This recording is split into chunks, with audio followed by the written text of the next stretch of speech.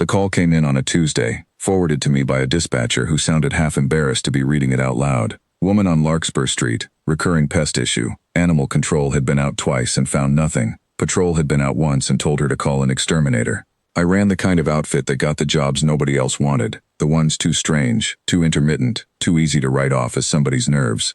16 years in the work teaches you that nothing there usually means nobody looked long enough. She opened the door before I knocked. Dark eyes, guarded, a voice pitched low like she'd practiced sounding ordinary. "Rhea Voss," she said.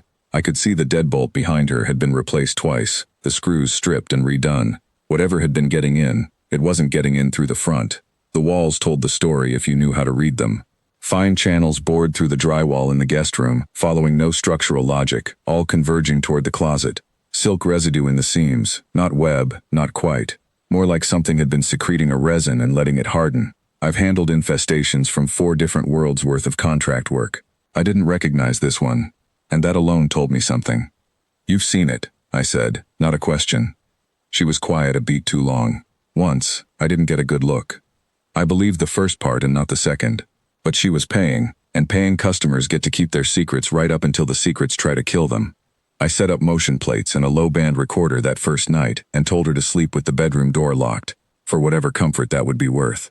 Around 3 in the morning, something came through the guest room vent at a speed no arthropod should manage, and by the time I got the light on it, all I found was a fist-sized hole punched clean through the drywall and a smear of that same hardened resin along the baseboard, laid down in a pattern too regular to be accident. Whirls. Repeating. Almost like a signature. Rhea stood in the hallway in a robe, arms crossed hard over her chest, and she looked at that pattern on the wall like she was reading a name. "It's found the street," she said, mostly to herself. "Found it how? From where?" She didn't answer that night. I didn't push. I patched the hole, reinforced the vent grate with steel mesh I had to special order, and told her I'd be back the next evening with better equipment. She thanked me with the careful, formal gratitude of someone unused to being helped without a price attached. It came back 4 nights running.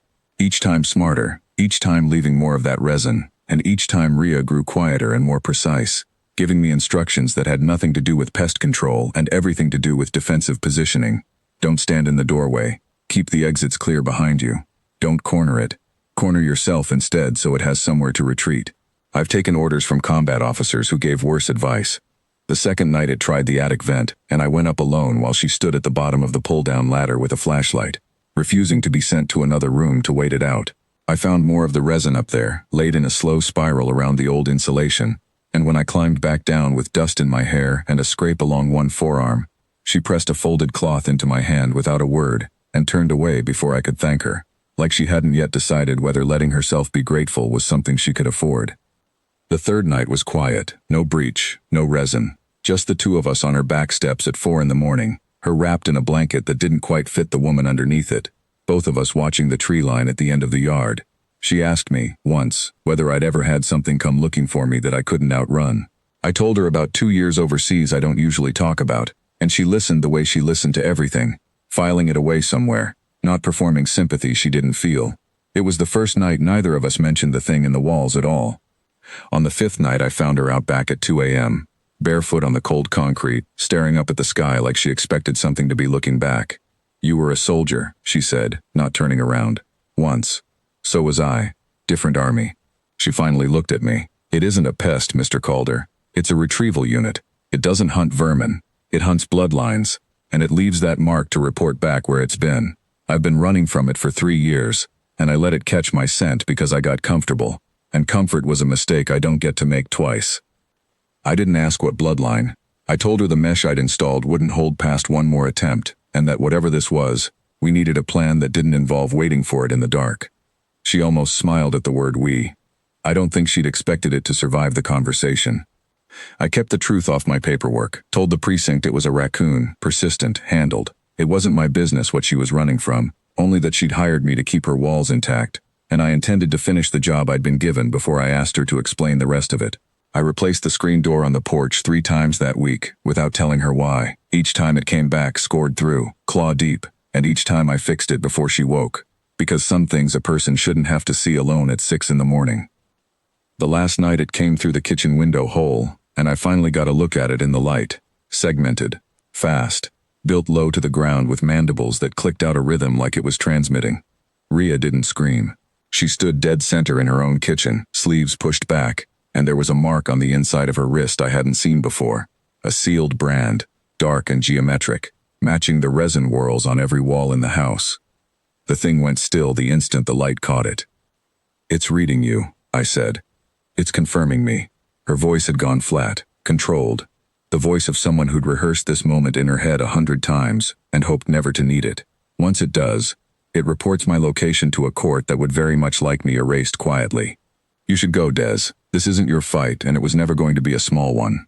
I picked up the length of pipe I'd been using to brace the window and stood beside her instead of behind her, the way she'd taught me to stand these past 5 nights. "I've been in your kitchen every night this week," I said.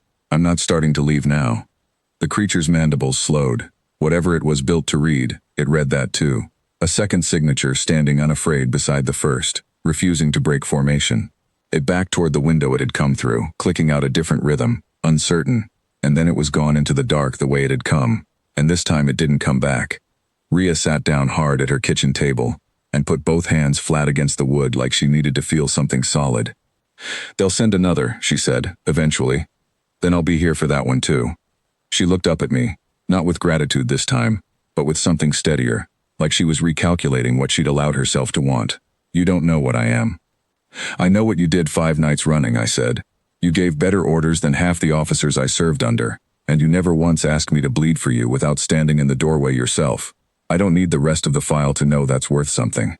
She didn't say what she was that night, and I didn't ask again. She told me 2 weeks later, calmly, over coffee gone cold in both our cups, the whole shape of the crown she'd walked away from, and the regents who'd found it easier to erase an heir than answer for how they'd taken her seat.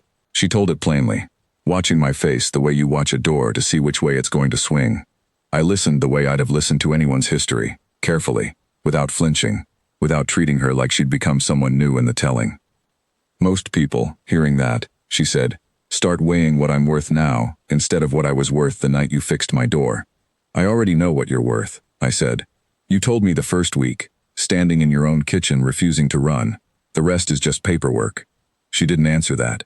She didn't need to. I'd learned to read the set of her shoulders by then the way I used to read a room full of soldiers, and that was the first time since I'd known her that they came down easy.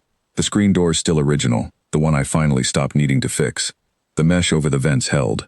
And some nights, when the wind moves wrong against the siding, she still goes quiet and listens the way soldiers do, and I sit with her until the house settles, because I decided a long time ago that whatever came looking for her next would have to go through both of us standing in the same doorway, refusing, every time, to move.